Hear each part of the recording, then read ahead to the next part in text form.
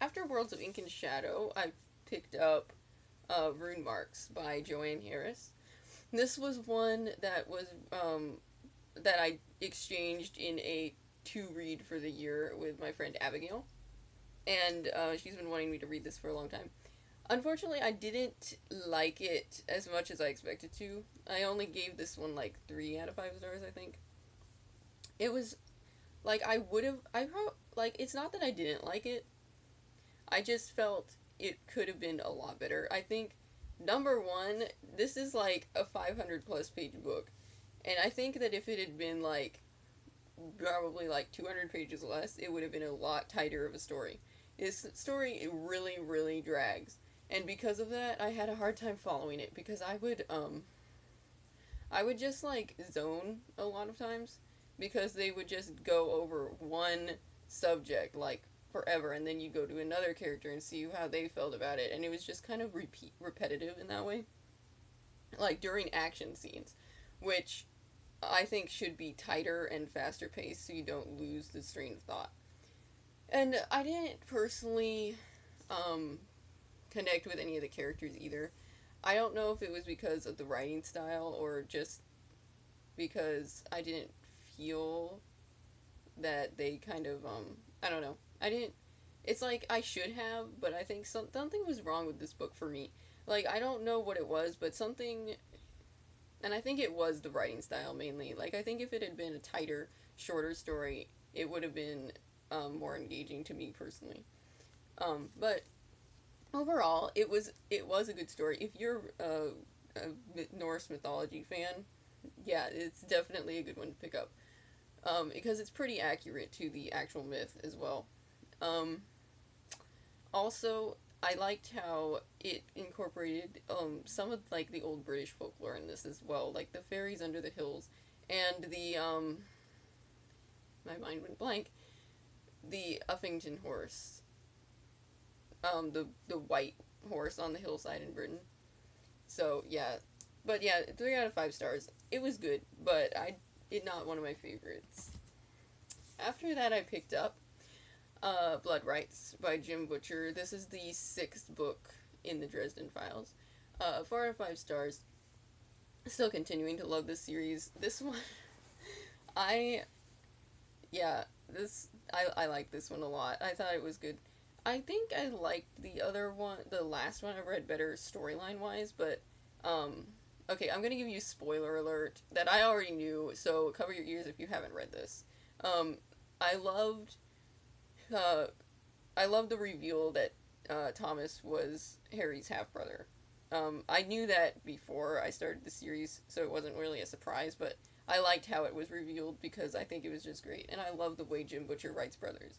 Like it's so sincere yet so natural. Like as I have brothers, and so I know what it's like with siblings, and it's like I can't imagine what it would be like to find out you had one, even when you thought you didn't or that you were alone. So, and I really like the way he handled that. It was very macho, but very sincere as well. So, yeah, always love these. I can't not. So, that was fun. After that, I decided to pick up a fun read, and I got this from the library. It's supernatural based from the TV show Choose Your Own Adventure stories called The Road's Not Taken by Tim Wagner. And this was really fun. I thought there's like 4 stories, and they kind of all incorporate together. And because Supernatural is weird and you can get away with this kind of stuff, the choose your own adventure story thing kind of um, incorporated itself into the story itself. So I thought that was fun, and I just needed something fun to read throughout the month, so I picked this up whenever I wanted to, um, relax a little. And I gave it 4 out of 5 stars. It's fun. I actually liked the way he wrote the characters as well, which is not doesn't happen often when I read like TV tie-ins, so that was entertaining. After that, I picked up Fairy Tale by. I hate it when they put the sticker over the author's name. Who is it? Uh, Sin Balog.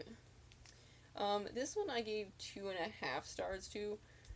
It was it was a super quick read, and it was entertaining. I read it over a weekend, so it was a good weekend read. I mean, it wasn't horrible, but it wasn't anything special either. I mean, it's just kind of like your typical young adult fairy romance book. It did have an interesting twist, but at the same time, like, it wasn't anything different than normally is around with young adult romance. It wasn't long, so it didn't really get to the annoying stage except a little in the middle. I kind of I didn't really care for the characters, so it was kind of like, sorry for my phone text alert.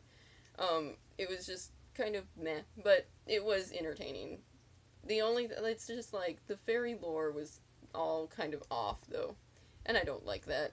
So, but yeah, um, I wouldn't recommend it, but it's not gonna kill you if you pick it up and read it. That's how I felt about it.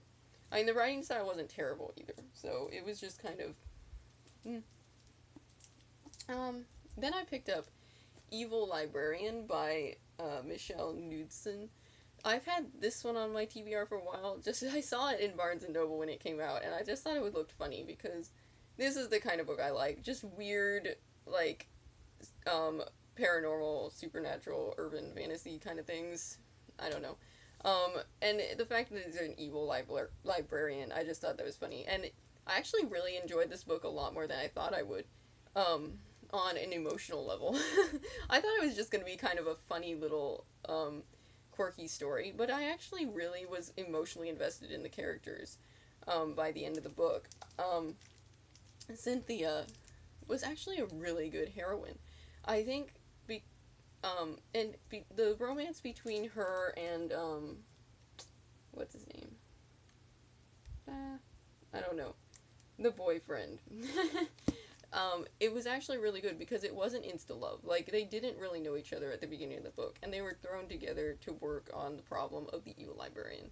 And because of that, because they had that to kind of move things along in the story, like, their romantic relationship didn't really develop, like, super quick at all. Even though she was totally crushing on him, it was okay because it wasn't, like, so annoying, and it wasn't like, oh, we're instantly in love now. So I really appreciated that, and I liked it because she was a good friend, and she wasn't going to leave her friend to be, like, hypnotized by evil librarians.